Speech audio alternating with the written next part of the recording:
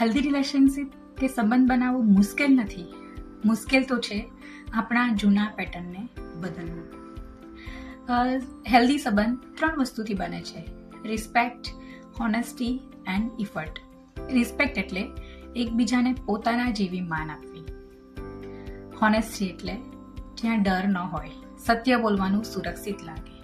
અને ઇફર્ટ એટલે જ્યાં સંબંધ ચાલે એ માટે બંને લોકો એકબીજામાં ઇન્વેસ્ટ કરે. હેલ્ધી સંબંધ એ પરફેક્ટ નહીં પરંતુ રિયલ હોય છે.